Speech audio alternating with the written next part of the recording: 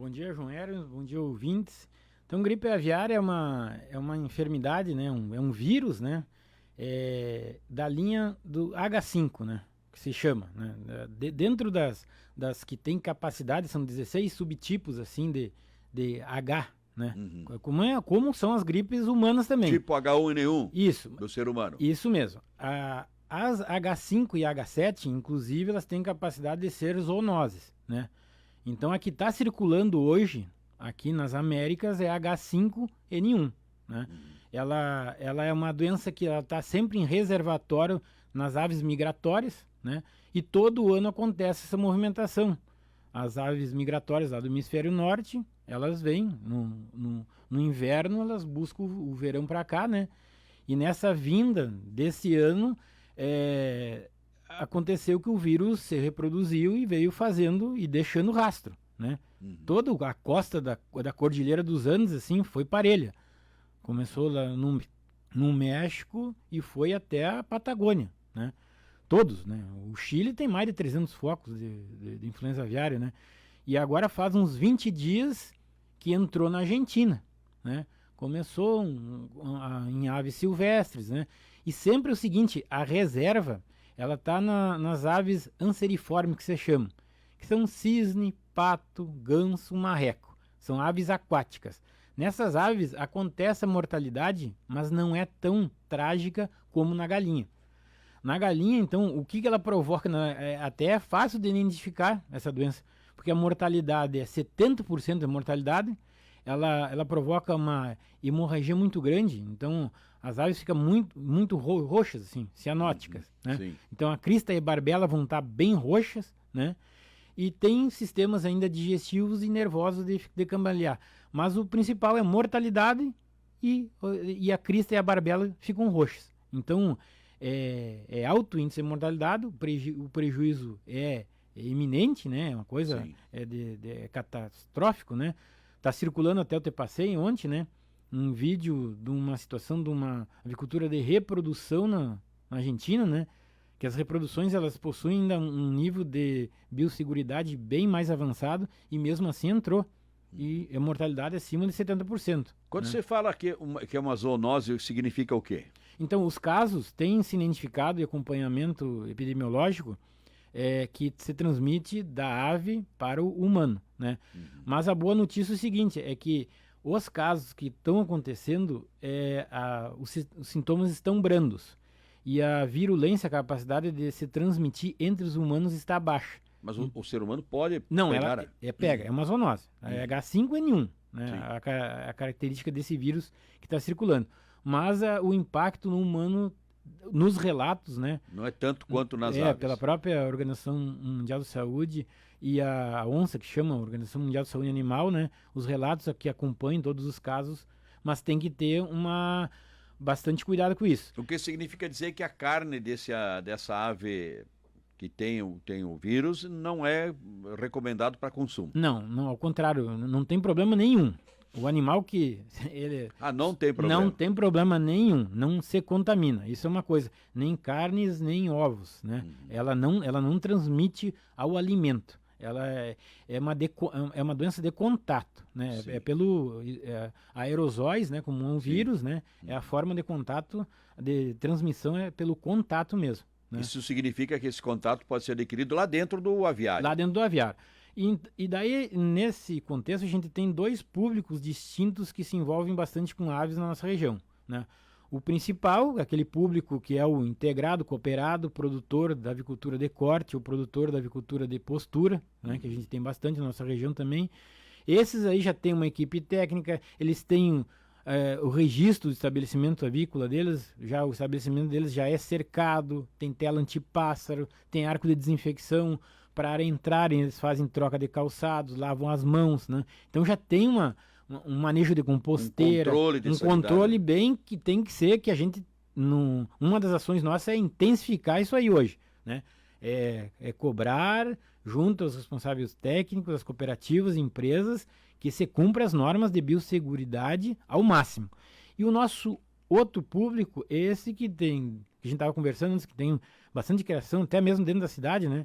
Esse fundo de quintal, né? Esses locais, ainda mais aqui na nossa costa oeste aqui, que a gente tem o lago, tem muitos aves da categoria... Aves silvestres que são migratórias. Isso, né? Anseriformes, que se chamam, né? Que são essas aves aquáticas, pato, ganso, marreco, cisne, né? Esses animais, eles têm a capacidade eles têm as rotas migratórias internas também. Então, eles se cruzam com outros pontos de aves migratórias que fazem as viagens internacionais, como você diz, né? Vindo agora, como você citou que a Argentina tem um caso, lá do hemisfério... foge mais do frio lá, vem para o calor aqui. Então, em se falando de fator de risco, essas aves, esses pontos de aves onde tem alguns banhados, açude, o próprio lago que tem essas aves aquáticas, normalmente tem várias propriedades que convive a galinha junto aos patos, ganso e marreco. Sim. Então esses são os maiores pontos de risco. E nesse aspecto chamar atenção a todo e qualquer produtor, o morador urbano, qualquer pessoa que ver uma ave morta, né, e com a crista e barbela roxa, né, até as patas assim arroxadas, não toque na ave, né? Isso é uma coisa importante se avisar. Viu, identificou, nos procure o veterinário que presta serviço se lá. Presta se é integrado ou se é qualquer um, entre em contato com a ADAPAR, tá? As prefeituras daqui estão todas de alerta, inclusive amanhã, quinta-feira, na sede da MOP em Cascavel, estão convocados todos os conselhos de sanidade agropecuária, todos a nível de direção das integrações cooperativas, para uma reunião, bem dizer, de emergência, né? Onde o nosso gerente de sanidade animal, o Rafael Gonçalves Dias, ele vai repassar como fosse um plano de contingência. Como é que as orientações, que é quase assim uma ativação de defesa civil. Que é uma... A ADAPAR está preocupada com isso? Não, a ADAPAR, toda a cadeia produtiva, o programa Oeste em Desenvolvimento, está todo mundo mobilizado para vigilância nesse momento, né? E no mesmo tempo a gente tem que estar preparado e saber agir se acontecer algum foco, né? Porque dentro da epidemiologia hoje é quase que difícil de dizer que não vai acontecer, porque basicamente só nós e o Paraguai que não tem hoje um foco identificado, né? E ela vem numa crescente ainda, o vírus, né? O que aconteceria se tivéssemos o registro de algum foco aqui no Brasil? Então, nós temos duas situações. Se nós identificarmos no fundo de quintal, nas aves silvestres, e conseguir manter blindado, tá? Essa é uma situação que nos mantém assim, nos dá um crédito, que nosso sistema veterinário oficial tem capacidade de identificar e isolar e blindar. O ponto crítico é se acontecer um foco dentro de uma avicultura comercial. Um foco dentro da comercial, aí nós temos que a comunicação oficial lá na ONS, né, a Organização Mundial da Saúde Animal, nós temos que dizer, né, notificar que entrou na agricultura comercial. Então já começa daí a avalanche de boicotes comerciais. E tem muitos acordos prévios que já se diz, que é que nem o caso da vaca louca, né, que o próprio Ministério da Agricultura embargou a nossa própria carne para não vender. Exatamente. Então tem muitos acordos comerciais que já não vão ir. E hoje a nossa produção no Oeste aqui é 70% do mercado externo.